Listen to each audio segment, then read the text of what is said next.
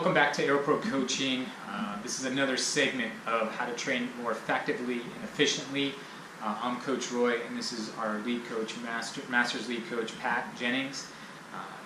Today we're going to bring to you basically how to set up your computer, your garments, for Zone 2 training. So to tackle endurance type of workouts, we're going to give you the screens that you want to dial in on your garments. And Pat's going to go ahead and go over those screens with you here. So the metrics that we're going to include today are time, average watts, 3 seconds, average power, time and zone, kilojoules, cadence, heart rate, and intensity factor. And Roy is now going to show you how to get to those individual metrics on the screen that we've set up. So as you can see on that screen there, we had those 8 fields already established. And so with your bike computer, you want to go into the settings. And so each computer is going to be a little different. But you want to get into settings, into activity profile for garments. So activity profiles allows you to set up a profile or screens that are specific to either a ride or a type of workout. So we went into activity profiles and we set a new activity and we labeled that endurance. So you can see that we labeled that endurance.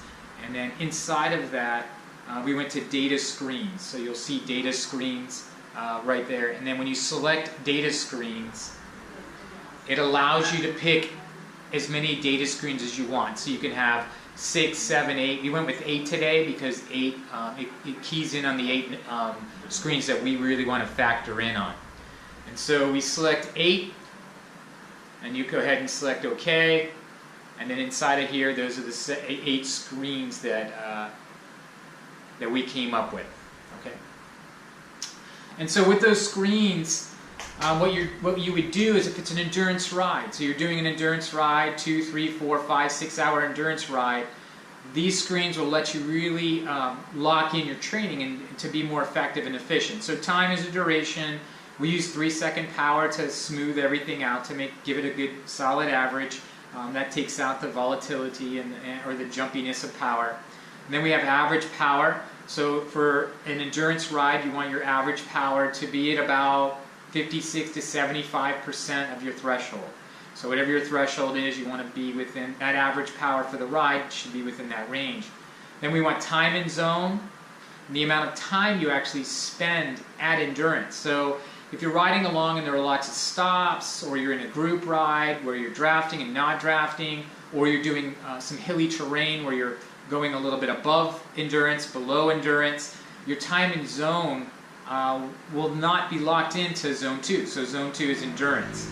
So when you're doing an endurance ride, you really want to spend a majority of that time, probably 80% or more, in Zone 2. So time and zone, you can watch that accumulation of time.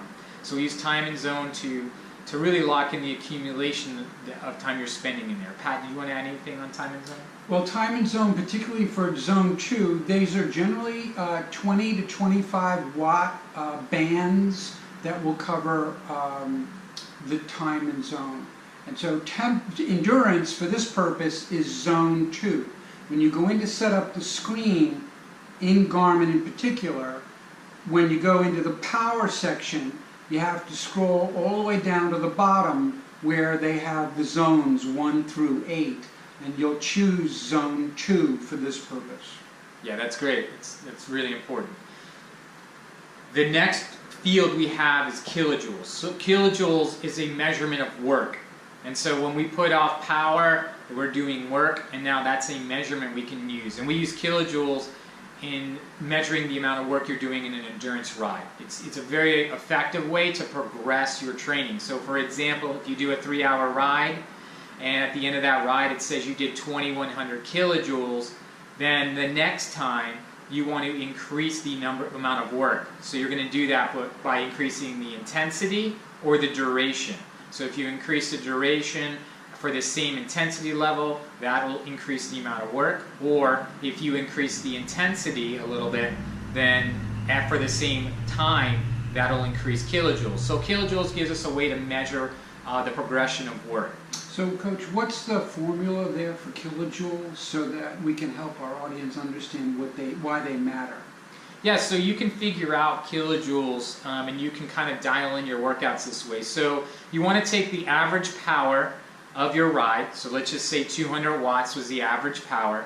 You want to times that by the number of seconds. So if you rode for 1 hour, 60 minutes, times 60 seconds is 3,600 seconds. So you have 200 watts times 3,600 seconds equals 72,000.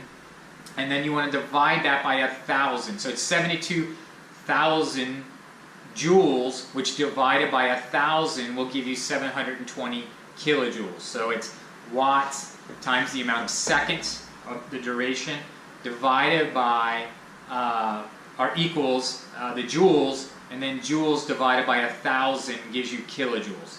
So if I were to do an hour, 200 watts times 3,600 equals 72,000 equals 720 kilojoules, then if I wanted to increase that, I can go ahead, I want to do 210 watts, and that would tell me how many kilojoules I would burn that hour. Or I can divide that into more time, so I do 2 hours, so it's 7,200 seconds times 200 watts. Again, will give you 1,420 kilojoules. Great. So that's a great way to just really look at your endurance rides.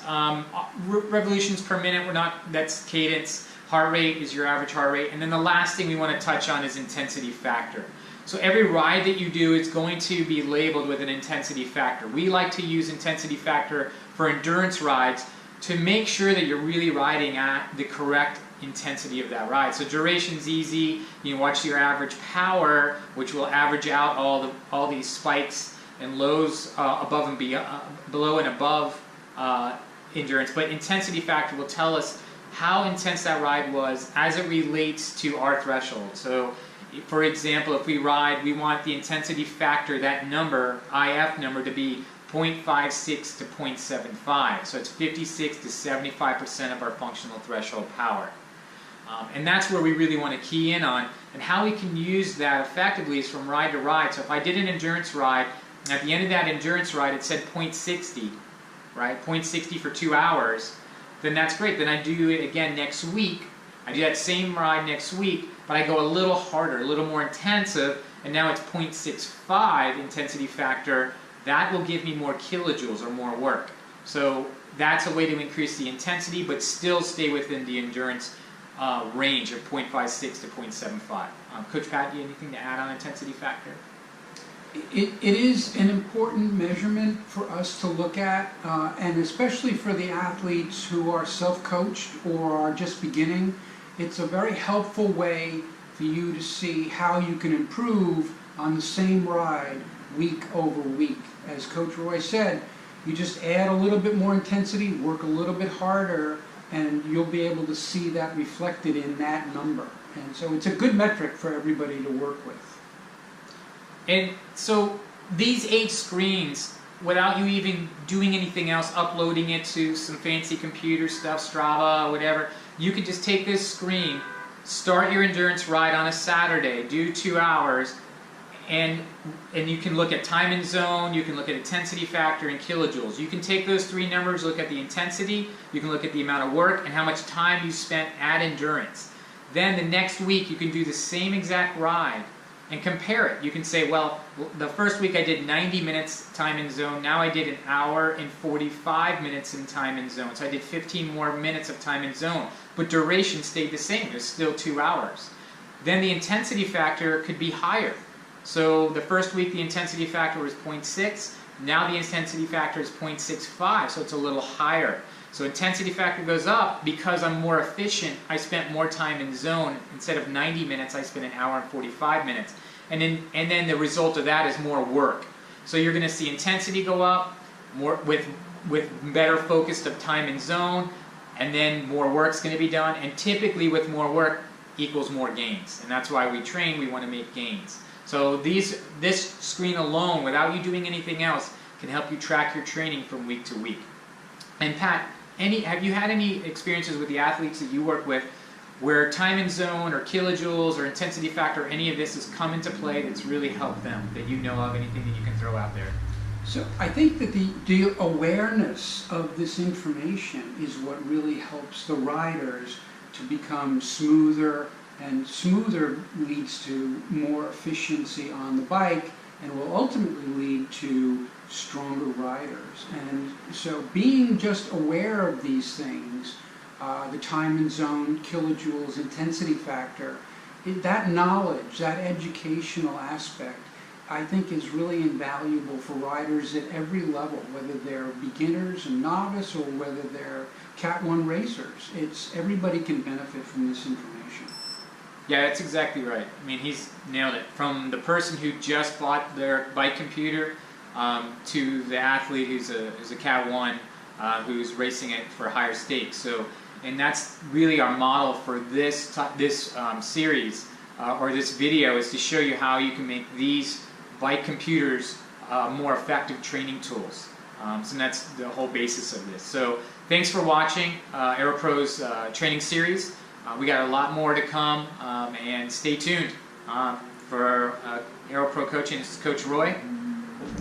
Coach Pat, see you next time. Take care.